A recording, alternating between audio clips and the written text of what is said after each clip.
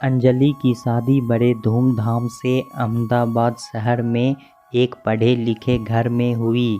उसके ससुर जी जोगी ठाकुर सरकारी कर्मचारी थे जो कि अब रिटायर कर चुके थे। उनका बड़ा बेटा अभिजीत, वह भी ऑफिसर पद पर कार्यरत था। क्योंकि अभिजीत घर का बड़ा बेटा था तो घर वालों के बड़े अरमान थे कि बड़े बेटे की शादी धूमधाम से की जाए।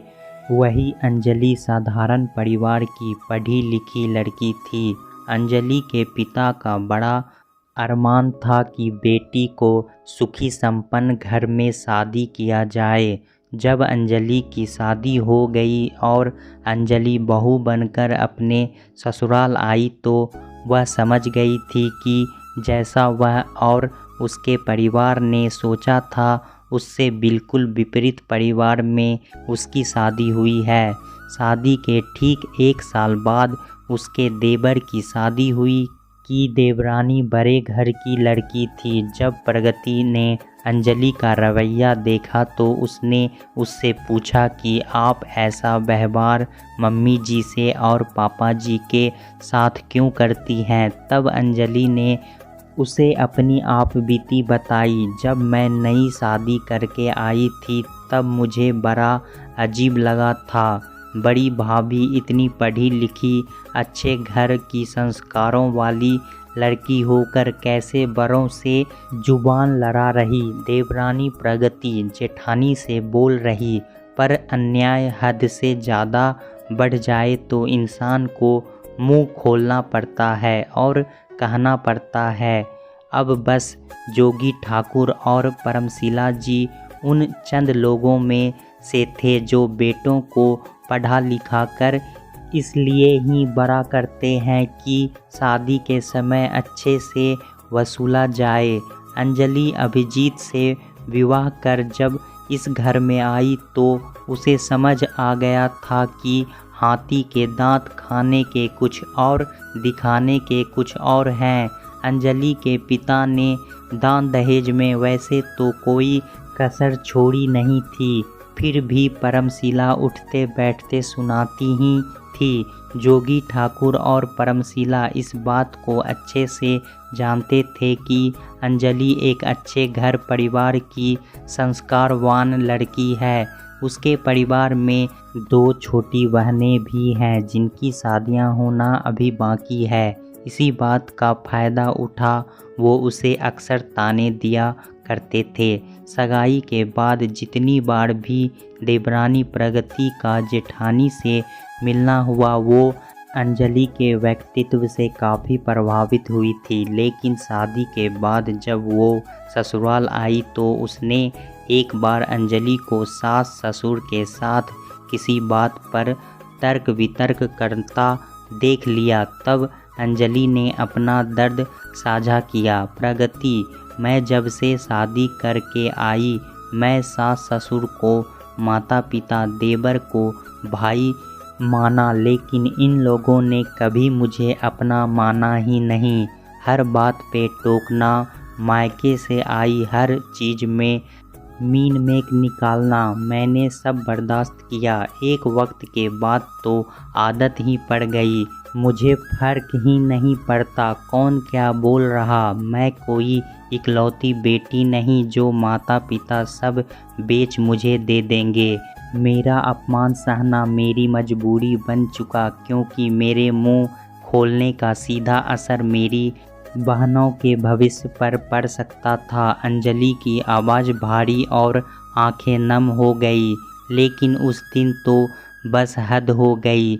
जब मेरे पिता मुझे मिलने आए तो उन्हें मेरी झूठी मुस्कान के पीछे छिपा दर्द जाने कैसे नज़र आ गया। बोले, बिटिया तू खुश तो है, कहना क्या चाहते हो। समधी जी, हम लोग आपकी बेटी को दुखी करके बैठे हैं। जोगी ठाकुर और परमशिला के तेज स्वर से उमा शंकर जी घबरा गए। बेटियों का पिता वैसे ही मजबूर और उनके ससुराल में सिर झुकाए ही चलता है। बुरा मत मानिए समधन जी, मैं तो वैसे भी पूछ लिया। अब आपके घर में कोई कमी कैसे ही हो सकती है। हाँ, तो सवाल ही गलत था, क्योंकि इस तरह का सवाल बेटी से पूछ आप हमें जलील कर रहे। नहीं नहीं, आप बात को गलत दिशा में ले जा रहे। मेरा वो मतलब बिल्कुल नहीं था। आपको बुरा लगा तो मैं माफ़ी मांग लेता हूँ। अपने पिता को बिना किसी गलती के सास ससुर के आगे अपमानित होता देख अंजलि के सब्र का बांध टूट गया। अपने पिता के जुड़े हाथों को पकड़ उसने कहा, अब बस, अब बहुत हो गया। अंजलि की गूंजती आवाज़ से सास ससुर सन्न रह गए। पापा, आपको इन लोगों के आगे हाथ जोड़ने की ज़रूरत नहीं, क्योंकि आपका सवाल गलत नहीं। इन लोगों के इरादे गलत हैं। ये जानते हैं कि ये बहू को कितना परेशान करके बैठे हैं। ऐसे में कोई बहू खुश कैसे हो सकती है। वाह बहू, आज तो एक नया रंग ही दिखाया तुमने पिता को। देख, इतना जोश आ गया है कि होश ही खो बैठी हो। नहीं मम्मी जी, आज तो होश में आई हूँ। इसी पिता ने मुझे सिखाया था, बेटी, रिश्तों के लिए झुक जाने में कोई बुराई नहीं, पर बार बार अगर तुम्हें झुकना पड़े तो रुक जाओ। आज सभी हदें पार हो गई, क्योंकि मैं आपके आगे बिना गलती कई बार झुक चुकी हूँ, लेकिन आज अपने पिता को बिना गलती मैं झुकने नहीं दूंगी। उमा शंकर जी जो समझ रहे थे वही निकला। अपनी हमेशा चुप रहने वाली बेटी का ऊंचा स्वर चीख चीख कर बता रहा कि वो ससुराल में खुश नहीं। समधी समधन जी, मेरे या मेरी बेटी से कोई गलती हुई है? आपकी हमसे नाराज़गी की वजह क्या है? समधी जी, मुंह खुलवाया है तो सुनो। बेटा हमारा ऑफिसर, जो सोचा था उस हिसाब से तो आपने शुरू से ही कंजूसी दिखाई है। आपकी 2 और बेटियां हैं, इसमें हमारी तो कोई गलती नहीं। हमें तो हमारे स्टैंडर्ड के हिसाब से लेन देन की उम्मीद थी। उमा शंकर के पास कोई जवाब नहीं था। अंजलि ने भी पिता का थैला उठाया और उन्हें वहां से चलने का इशारा किया। इतने में बेटे अभिजीत को आता देख जोगी और परमशिला घबरा गए। उन्होंने तुरंत रंग बदला। अरे समधी जी, रुकिए, दामाद से मिलते जाइए। अभिजीत ने ससुर के पैर छुए। अंजलि के चेहरे के हाव भाव से उसे अंदाज़ा हो गया था कि कुछ गलत हुआ है। अंजलि पिता के साथ आगे बढ़ते बढ़ते दरवाज़ा लांघ गई। अभिजीत ने रास्ता रोक कर कहा, कहाँ जा रही हो? कोई कुछ बताएगा? हुआ क्या? अब बस हो गया। क्या मतलब? तुम मम्मी पापा का नेचर जानती हो, फिर आज ऐसा क्या हुआ जो घर छोड़ने की नौबत आ गई? पति देव, आप मेरे पिता की औकात से बाहर थे। आपका प्राइस अफोर्डेबल नहीं था, फिर भी रिश्ता हो गया। अब मेरे पिता आपके परिवार के स्टैंडर्ड के हिसाब से लेन देन नहीं कर पा रहे, सो आपके माता पिता को उनके अपमान का लाइसेंस मिल गया है, जो एक बेटी के बर्दाश्त से बाहर है। अभिजीत ने अंजलि का रास्ता छोड़ दिया। वो पिता के साथ आगे बढ़ती रही। पीछे अभिजीत की आंखें शर्मिंदगी से झुकी रही। जोगी और परमशिला बाहर आए। कैसे पति हो? एक थप्पड़ लगा पत्नी का दिमाग ठिकाने ले आते। वो बकवास कर जाती रही और तुमने उसे रोका भी नहीं। जाओ, तलाक की धमकी दे वापस ले आओ। तुम्हारे छोटे भाई का रोका है, समाज में नाम खराब होगा। परमशिला ने अभिजीत को कहा। नहीं माँ, मैं अंजलि को नहीं रोकूंगा। आज आपने उसका या मेरे ससुर का अपमान नहीं किया। मेरी कीमत लगा, मुझे बहुत छोटा महसूस करवाया। माँ, क्या ज़्यादा दहेज लेकर आने वाली लड़की इस घर में टिक पाती?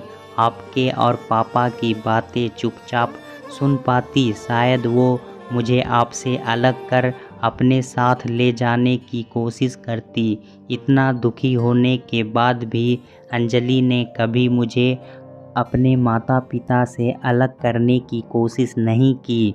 क्या उसकी ये अच्छाइयाँ आपको दिखाई नहीं दी? अभिजीत की बातों का माता पिता के पास कोई जवाब नहीं था। पति पत्नी को समझ आ गया, आज वो नहीं झुके तो एक बेटे का घर टूटेगा तो दूसरे का रिश्ता। बस यही से मेरे दुखों का अंत हुआ। मम्मी ने मुझे गली के नुक्कड़ पर रोक माफ़ी मांगी। मुझे और मेरे पिता को सम्मान से घर लेकर आई। अंजलि की आंखों में पिता का खोया सम्मान मिलने की चमक थी। दोस्तों, कुछ परिवार दहेज की इतने लालची होते हैं कि वह अपने बेटे को इसलिए पढ़ाते हैं ताकि उनका बेटा कोई अच्छी नौकरी करे और उन्हें अच्छा दहेज मिल सके। ऐसे परिवार में बहू के संस्कार और गुण को ना देखकर बहू कितना लेकर आई है यह देखा जाता है और उसे उसी तरह से व्यवहार किया जाता है। अगर बहू ज़्यादा दहेज लेकर आई है और वह अपने सास ससुर से बदतमीजी भी करती है तो उन्हें सब बर्दाश्त होता है। लेकिन अगर कोई बहू कम दहेज लेकर आई है और वह अपने सास ससुर की इज्जत करती है तो वह सास ससुर को हजम नहीं होता। इसलिए हमें दहेज ना देखकर बहू के गुण और उसके संस्कार को देखना चाहिए। दोस्तों, कहानी कैसा लगा हमें कमेंट में ज़रूर बताएं। इसी तरह की पारिवारिक कहानी सुनने के लिए हमारे चैनल को सब्सक्राइब ज़रूर करें। धन्यवाद।